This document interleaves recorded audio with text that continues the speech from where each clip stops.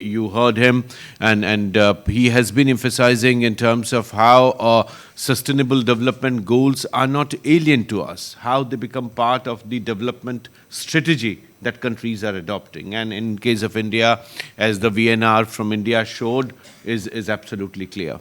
Your lecture also reminded me of a dilemma we had in 2015 when RIS was bringing out our flagship report, South Asia Development Cooperation Report, and the conflict with Pakistan was on. And then my colleague who was editing the report, Ram Upendra Das, then we thought peace creating prosperity or prosperity bringing peace.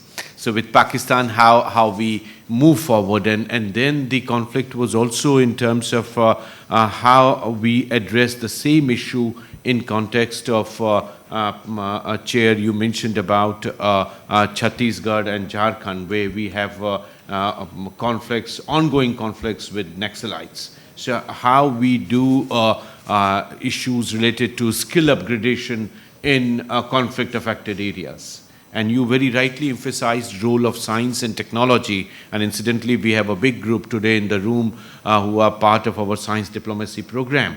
You emphasized two very important examples you gave. One of how drought-affected seed varieties are going to be useful in conflict-affected areas. And this is very important. In India, we have Water Technology Center, which has developed some drought-resistant varieties, and they are absolutely important. And some of them actually are naturally occurring, which they sort of could collect from areas growing wheat in the country. So that is one important example. You also mentioned about inclusion of financial services. And there again, as little later, we would be talking about India's emphasis on financial inclusion, avoiding huge exclusions that our banking architecture has created.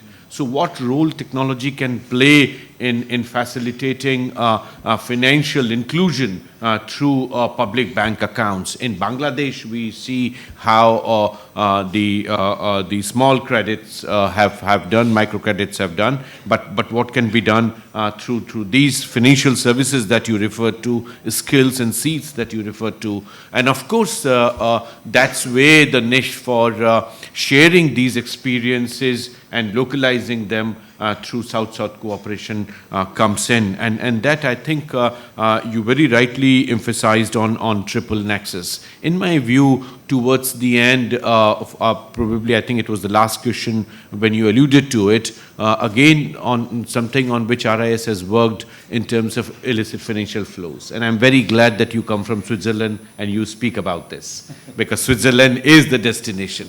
So until and unless countries and citizens from these countries come up and raise voice about the financial gains for these countries, but losses for many. And you would see that the conflict-affected areas are also the ones from where huge financial outflows are there.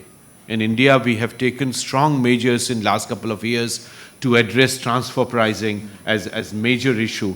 But it also requires, and India probably is one of the only developing countries which is financing what came out of Financing for Development Addis Ababa Action Agenda for SDGs, where India agreed to support a United Nations group on tax harmonization. OECD was resistant to that, but developing countries prevailed, and in the UN, we now already have that. So finance plays an absolutely important role, and you as a development economist probably would play far greater and effective role through the position that you have in terms of how international agencies like ICRC can influence this development narrative at a global level. But friends, it was absolutely fascinating. I thank Gilles Corbonet for his excellent, stimulating address, and of course to Dr. Yasmin for her excellent chairing and summary. We would have a coffee break and we would be back here by 11. Thank you.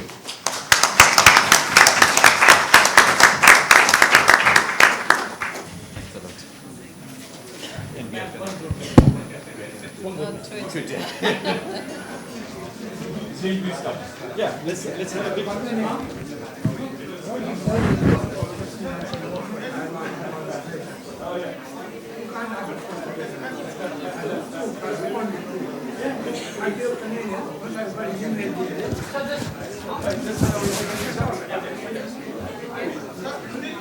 Hi.